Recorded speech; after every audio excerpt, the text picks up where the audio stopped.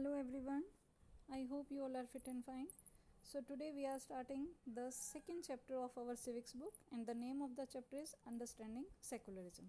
So बेटे पहले आपको मैंने फर्स्ट चैप्टर में भी बताया था कि सेकुलरिज्म का क्या मीनिंग है, धर्मनिरपेक्षता, मतलब ऐसे ही रूल जिसके अकॉर्डिंग कोई भी व्यक्ति किसी भी धर्म को फॉलो कर सकता है.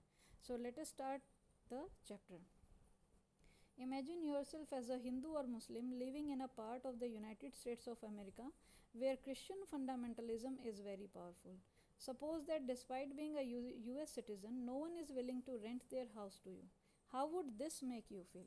तो बेटे अगर हम एक एग्जाम्पल के थ्रू मान लेते हैं कि हम कोई हिंदू हैं या मुस्लिम हैं और अमेरिका के किसी ऐसे एरिया में रहते हैं जहाँ पर क्रिश्चियनिटी को फॉलो किया जाता है और आपकी रिलीजन की वजह से आपको कोई घर नहीं दे रहा है रहने के लिए, रेंट के लिए, तो कैसा फील होगा.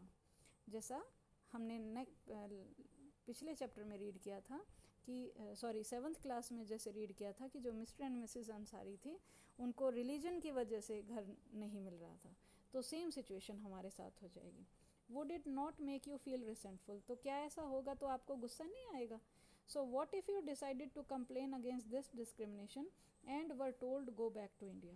और सपोज़ आपने इस भेदभाव के खिलाफ आप आवाज़ उठाएं और आंसर में आपको बोला जाए कि ये आपका देश नहीं है, आप भारत जा सकते हैं, तो कैसा आपको महसूस होगा? So would this not make you feel angry? Your anger could take two forms. तो क्या ये सब सुन के आपको गुस्सा नहीं आएगा? आएगा. तो और आपका जो गुस्सा होगा वो किस तरह से होगा? दो तरीके से आप अपना गुस्सा प्रकट कर सकते हैं. First, you might react by saying that Christians should get the same treatment in places of Hindus and Muslims are in a majority. तो फर्स्ट स्टेप तो आप ये ले सकते हैं कि आप ये सोचें कि जिस भी एरिया में हिंदूज़ और मुस्लिम्स ज़्यादा हैं वहाँ पर क्रिश्चियंस के साथ भी ऐसा ही बिहेव किया जाए. तो this is a form of retaliation, मतलब ये एक तरीके से बदला लेना हो जाएगा कि उन्होंने हमारे साथ ऐसा किया तो वो हमारी कंट्री में आएंगे तो हम भी उनके साथ ऐसा करेंगे. और you might take the view that there should be justice for all, या फिर आप ये सोच सकते हैं कि ये तो सभी के लिए सेम होना चाहिए, सभी को न्याय मिलना चाहिए. So you may fight stating that no one should be discriminated against on grounds of their religious practices and belief. तो दूसरा तरीका ये है बेटे कि आप संघर्ष करें, आप स्ट्रगल करें, कोई ऐसा रास्ता अपनाएं जिससे कि आपकी आवाज़ बुलंद हो सके और आप सभी लोगों के साथ जो ये भेदभाव हो रहा है इसके अगेंस्ट खड़े हो सकें. This statement rests on the assumption that all forms of domination related to religion should end. तो इस तरह का जो बेटे ये जो सोच है वो इस बात पर आधारित होनी चाहिए कि धर्म से रिलेटेड किसी भी प्रकार का भेदभाव नहीं होना चाहिए. This is the essence of secularism and in this chapter you will read more about what this means in the Indian context. तो बेटे सेकुलरिज्म का मेन मंत्र जो है वो यही है, मेन मीनिंग जो है वो यही है कि धर्म से संबंधित किसी के साथ भी भेदभाव नहीं किया जाए. और बाकी हम इसके बारे में अपनी बुक में आगे रीड करते हैं.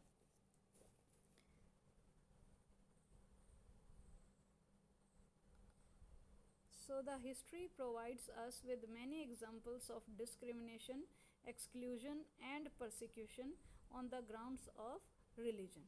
तो अगर बेटे हम इतिहास में देखें तो हम धर्म के आधार पर बहुत सारे भेदभाव, बेदखली और अत्याचार के बहुत सारे उदाहरण हम देख सकते हैं. You may have read about how Jews were persecuted in Hitler's Germany and how several millions were killed. तो बेटे आपने शायद इस बारे में भी रीड किया होगा कि हिटलर ने जर्मनी में जो जूस थे, यहूदी जो थे, उन पर कैसे कैसे अत्याचार किए थे. Now, however, the Jewish state of Israel treats its own Muslim and Christian minorities quite badly. तो हालांकि जो अब यहूदी धर्म को मानने वाले जो लोग हैं इज़राइल में, वो भी मुस्लिम्स और ईसाई धर्म के लोग जो हैं, जो कम संख्या में हैं, माइनॉरिटीज़ में हैं, उनके साथ ऐसा ही बिहेव करते हैं जैसा हमने फर्स्ट पॉइंट रीड किया था. तो सेम वो वैसा बिहेव करते हैं. सेकेंड एग्जाम्पल यहाँ पे दे रखा है बेटे कि जो सऊदी अरेबिया है वहाँ पर in Saudi Arabia the non Muslims are not allowed to build a temple, church etcetera and nor can they gather in a public place for prayers. तो ऐसे ही बेटे जैसे हमने जर्मनी का एग्जाम्पल रीड किया, जैसे हमने इज़राइल का एग्जाम्पल रीड किया, तो ऐसे ही सऊदी अरेबिया में जो मुस्लिम्स नहीं हैं ऐसे लोगों को मंदिर बनाने की या चर्च बनाने की इजाज़त नहीं है, और ना ही वो किसी पब्लिक प्लेस में प्रेयर करने के लिए इकट्ठा हो सकते हैं, जैसे नमाज़ पढ़ने के लिए या प्रेयर करने के लिए, तो ऐसे उनको अलाउड नहीं है। In all of the above examples, members of one religious community either persecute or discriminate against members of other religious communities. तो बेटे ऊपर हमने जितने भी एग्जाम्पल्स रीड किए हैं उनसे एक धर्म के लोग जो हैं वो दूसरे धर्म के जो लोग हैं उनके साथ भेदभाव कर रहे हैं या उन पर अत्याचार कर रहे हैं। किसके बेसिस पे? धर्म के बेसिस पे। These acts of discrimination take place more easily when one religion is given official recognition by the state at the expense of other religions. तो सबसे ज़्यादा बेटे ये कहाँ पर फॉलो किया जाता है, मतलब कि ये जो भेदभाव है, ऐसी घटनाएं तब और भी ज़्यादा बढ़ जाती हैं जब जो राज्य है वो दूसरे धर्मों की जगह किसी एक पर्टिकुलर धर्म को मान्यता दे देता है, आधिकारिक मान्यता दे देता है कि सभी लोगों को इसी धर्म को फॉलो करना है। जैसे पाकिस्तान में इस्लाम को फॉलो करते हैं, तो ऐसे जब किसी कंट्री में बेटे या किसी स्टेट में पर्टिकुलर धर्म को ज़्यादा प्रमोट किया जाता है तो वहाँ पर ऐसे भेदभाव ज़्यादा देखे जाते हैं। Clearly, no one would wish to be discriminated against because of their religion, nor dominated by another religion. तो अगर हम देखें तो कोई भी ऐसा व्यक्ति नहीं है, ऐसा मानना जाएगा कि कोई भी ऐसा व्यक्ति नहीं है जो धर्म के कारण भेदभाव का शिकार होना चाहिए उसको, या फिर उसको धर्म के कारण किसी दूसरे के का दबाव सहना पड़े। In India, can the state discriminate against citizens on the ground of their religion? तो क्या भारत में ऐसा है कि जो राज्य है वो धर्म के आधार पर किसी सिटीज़न के साथ भेदभाव करे? ऐसा बिल्कुल भी नहीं है, क्योंकि इंडिया जो है एक सेकुलर कंट्री है और सभी को अपने धर्म फॉलो करने का पूरा राइट है। Now the next term is what is secularism. तो secularism, in the previous chapter you read about how the Indian Constitution contains fundamental rights that protect us against state power as well as against the tyranny of the majority. तो बेटे secularism का meaning मैंने पहले भी आपको बताया, धर्मनिरपेक्षता बोलते हैं इसको, कि कोई भी व्यक्ति जो है वो किसी भी धर्म को फॉलो कर सकता है। तो जैसे हमने फर्स्ट चैप्टर में रीड किया था कि हमारा जो संविधान है, कॉन्स्टिट्यूशन है, वो हमें बहुत सारे फंडामेंटल राइट्स प्रोवाइड करता है, और ये जो अधिकार हैं वो हमें स्टेट की पावर से बचाने के लिए और साथ के साथ जो मेजॉरिटी में लोग हैं उनसे हमारी रक्षा करने के लिए भी बनाए गए हैं। The Indian constitution allows individuals the freedom to live by their religious believes and practices as they interpret these. तो हमारा जो भारतीय संविधान है बेटे वो प्रत्येक व्यक्ति को अपने धार्मिक विश्वास और जो तौर तरीके जो उनके धर्म से रिलेटेड होते हैं उनको अपनाने की पूरी आज़ादी देता है हमारा constitution. India also, in keeping with this idea of religious freedom for all, India also adopted a strategy of separating the power of religion and the power of the state. तो बेटे ये सभी चीज़ों को देखते हुए भारत में एक कुछ ऐसे रूल्स बनाए गए हमारे कॉन्स्टिट्यूशन में जिससे कि जो स्टेट की पावर है, राज्य की जो पावर है, वो रिलीजन की पावर से अलग हो। जैसे बेटे हमने पिछले चैप्टर में रीड किया था कि जो एग्जीक्यूटिव हैं, लेजिस्लेचर हैं और जुडिशरी हैं, उन तीनों की पावर्स अलग अलग हैं, वो एक दूसरे की काम में हस्तक्षेप नहीं कर सकते हैं। ऐसे ही जो राज्य है बेटे, राज्य की पावर और धर्म की पावर दोनों ही अलग हैं, कोई भी राज्य किसी भी धर्म के लिए ज़बरदस्ती नहीं कर सकते हैं। So secularism refers to this separation of religion from the state. तो धर्मनिरपेक्षता का क्या मीनिंग है बेटे, कि धर्म को राज्य से अलग रखने का जो तरीका है, अवधारणा है, उसी को हम धर्मनिरपेक्षता कहते हैं, कि जो राज्य है वो किसी भी व्यक्ति के साथ ज़बरदस्ती नहीं कर सकता है।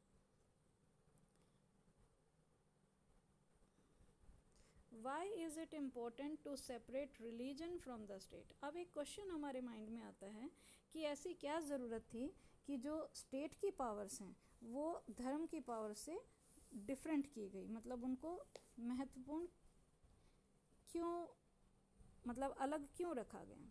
सो as discussed about, the most important aspect of secularism is its separation of religion from state power. तो बेटे जो अगर धर्म की राज सत्ता जो राज्य की पावर्स हैं उनको धर्म की पावर से अलग करना ही धर्मनिरपेक्षता जो है, सेकुलरिज्म जो है, इसका सबसे इम्पोर्टेंट एस्पेक्ट है।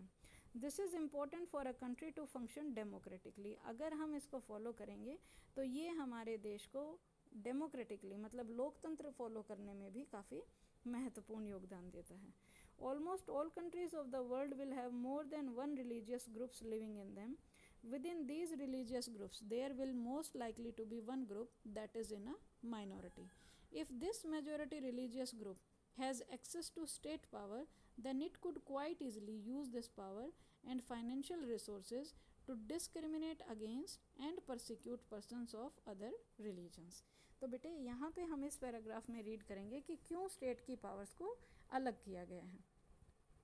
अब यहाँ पे बताया गया बेटे, जैसे दुनिया के बहुत सारे ऐसे देश हैं जहाँ पर एक से ज़्यादा धर्म के लोग रहते हैं, और ऐसे ही हर देश में ऐसा भी है कि कोई एक पर्टिकुलर धर्म जो है उसके लोग ज़्यादा हैं बाकी धर्मों के अकॉर्डिंग। जैसे इंडिया में हिंदू ज़्यादा हैं, ठीक है, तो इस तरह से बाकी धर्म के लोग जो हैं उनकी संख्या कम है।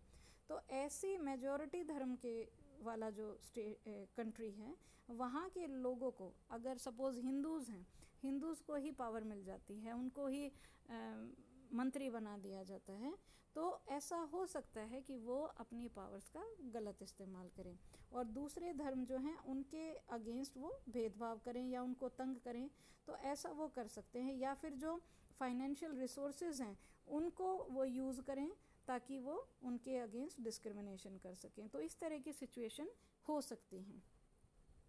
The tyranny of the majority could result in the discrimination, coercion and at times even the killing of religious minorities.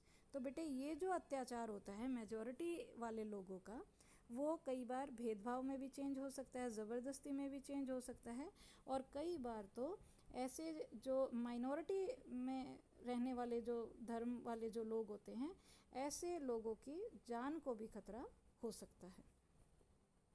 The majority could quite easily prevent minorities from practicing their religions. तो जो लोग ज़्यादा संख्या में हैं, जिस भी धर्म के लोग ज़्यादा संख्या में हैं, वो माइनॉरिटीज़ को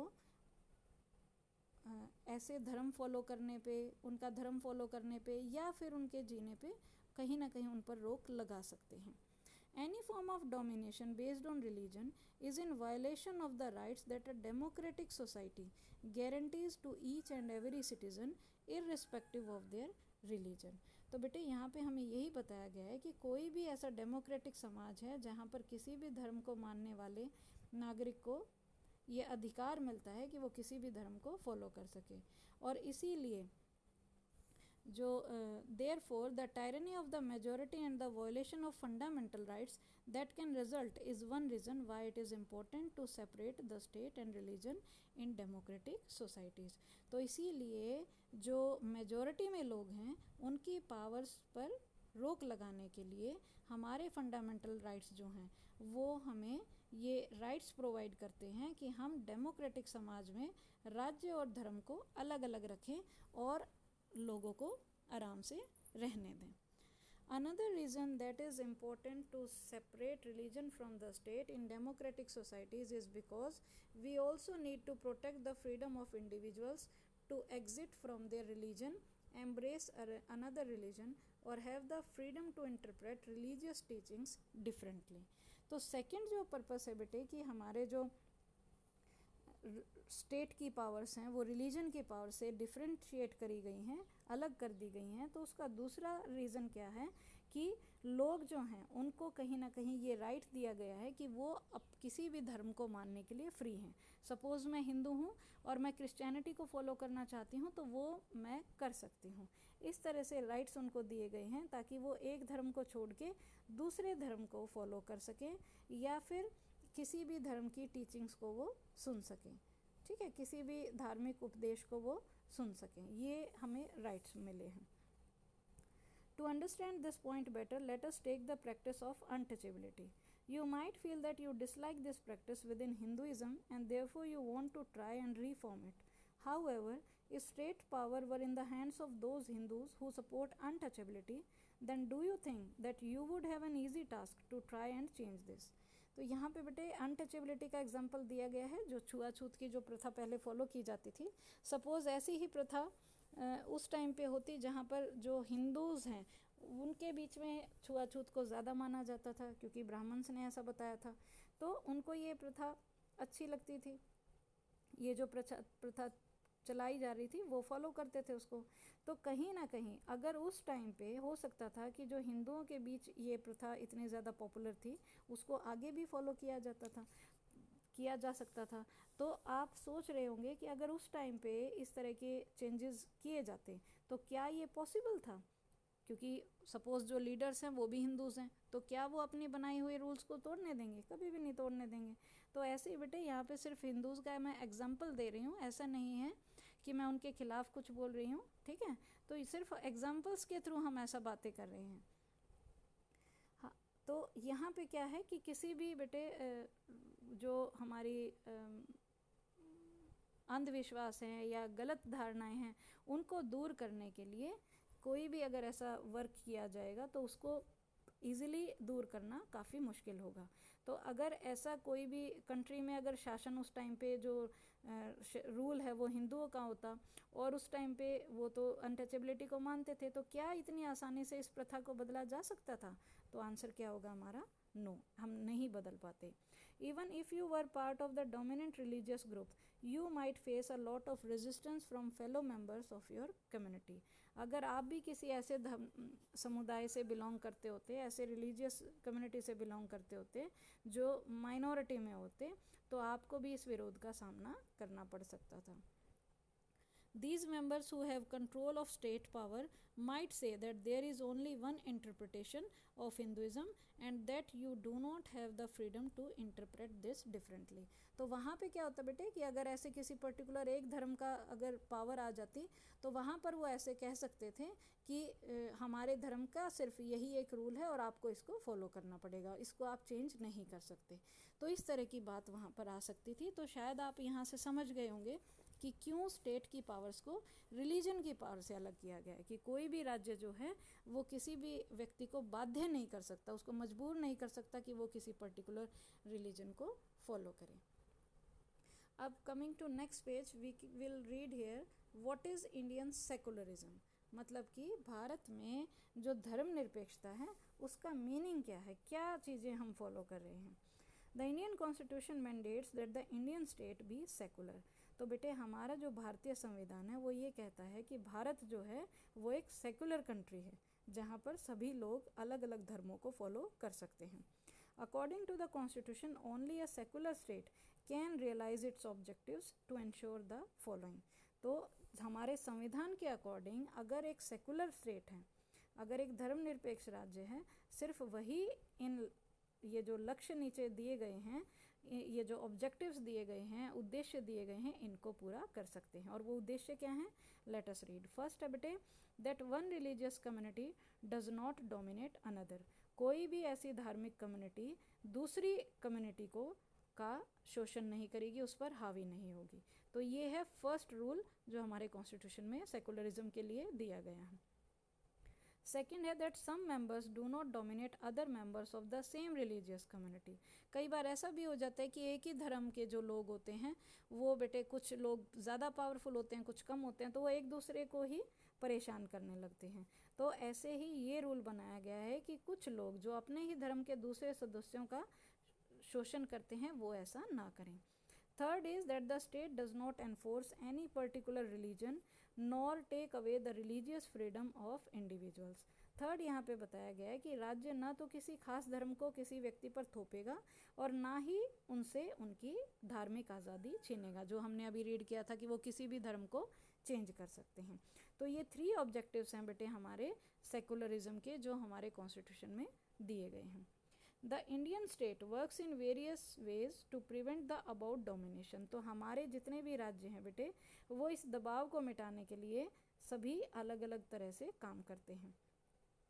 first it uses a strategy of distancing itself from religion. पहला जो तरीका वो यूज़ करते हैं कि वो अपने आप को धर्म से थोड़ा दूर रखते हैं। The Indian state is not ruled by a religious group and nor does it support any one religion. तो पहला तरीके को फॉलो करते हुए बेटे भारतीय राज्य जो हैं उनकी बागडोर किसी भी एक पर्टिकुलर धार्मिक समूह के हाथों में नहीं होती है और ना ही वो किसी पर्टिकुलर रिलीजन का समर्थन करते हैं या उसको सपोर्ट करते हैं। In India government spaces like law courts, police stations, government schools and offices are not support to display और प्रमोट एनी वन रिलीजन। तो भारत में बेटे जितने भी हमारी पब्लिक प्लेसेस हैं, गवर्नमेंट स्पेसेस हैं, जैसे जो